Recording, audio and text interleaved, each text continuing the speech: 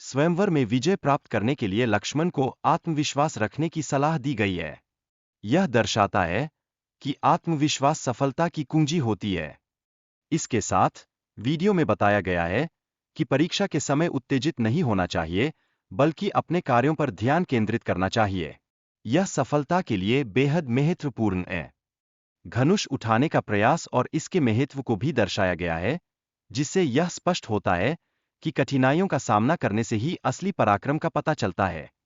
महर्षि विश्वामित्र के आगमन का महत्व विवाह समारोह में विशेष स्थान रखता है। यह दर्शाता है कि धार्मिक और सांस्कृतिक पहलू कैसे जुड़े हुए हैं। इसके अलावा राजकुमारों और अन्य अतिथियों का स्वागत समारोह की भव्यता को दर्शाता है। यह मिथिला की समृद्धि और परंपरा को उजागर करता है। सीता को सभा में बुलाने का प्रस्ताव विवाह की तैयारी को दर्शाता है। यह उस समय की सामाजिक व्यवस्था और रीति रिवाजों को भी स्पष्ट करता है। राजकुमारी के विवाह के संदर्भ में महिपाल और लुत की भूमिका महत्वपूर्ण है, जो विवाह की प्रक्रिया को प्रभावित करती है। साथ ही विवाह समारोह के लिए सभी को वीरता और पराक्रम दिखाने के लिए आमंत्रित किया गया है, जो समाज में एकता को दर्शाता है। इस बीच संगीत और प्रशंसा का समारोह इस विवाह में महत्वपूर्ण स्थान रखता है, जिससे उत्सव का माहौल और भी बढ़ जाता है। वीडियो में यह भी बताया गया कि सभा में केवल मानव ही नहीं, बल्कि देव और दानव भी उपस्थित थे। महाकवि ने बताया कि उसने अपने सामर्थ्य को दिखाने के लिए चुनौती दी थी, लेकिन कोई भी उसे स्वीकार नहीं कर सका। उन्होंने अपने पराक्रम का शिल्प प्रस्तुत किया, लेकिन अन्य प्रतिभागियों में से कोई भी उसकी क्षमता को नहीं समझ पाया। एक व्यक्ति अपने दुख और निराशा के बारे में बात कर रहा है। वह सोचता है कि उसकी स्थिति उसके पूर्वजों के प्रति कलंक हो सकती है।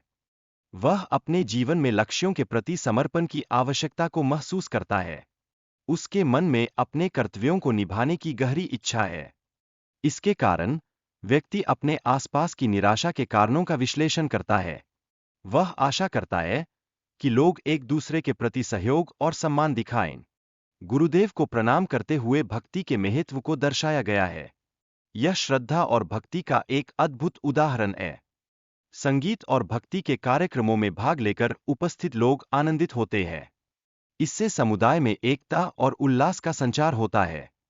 भक्ति और संगीत के माध्यम से जीवन में शांति और समर्पण का संदेश फैलाया जाता है। यह सभी के लिए प्रेरणा का स्रोत है।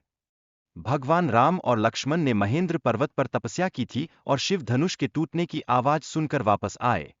भगवान राम ने कहा कि जो भी अपराधी है, उसे समाज के सामने लाना चाहिए और दंडित करना आवश्यक है। इस यज्ञ में राजा गण एकत्रित हुए हैं और विश्वामित्र ने सभी को सावधान किया है कि अपराधी को पहचानना चाहिए। धनुष के टूटने को लेकर जो आक्रोश दिखाया गया है, वह इस बात का प्रतीक है कि कैसे एक छोटी सी घटना बड़े मुद्दे की ओर ले जा सकती है। इस भाग में ब्राह्मणों के अधिकार और उनकी रक्षा के महत्व की बात की गई है।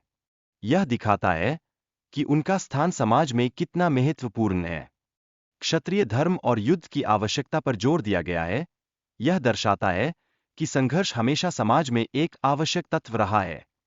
हर व्यक्ति का अपनी धार्मिक पहचान के प्रति कर्तव्य होता है। इस पहचान को बनाए रखना और आगे बढ़ाना ही असली धर्म है। इसके साथ सेवा और सम्मान का महत्व हमारे जीवन में बेहद आवश्यक है। यह न केवल व्यक्तिगत विकास में मदद करता है, बल्कि समाज को भी सशक्त बनाता है। अंत में, धर्म के आधार पर हमारे कार्यों का सही दिशा में होना जरूरी है। यही कारण है कि हमें अपने आचरण में सद्भावना और निष्ठा रखनी चाहिए।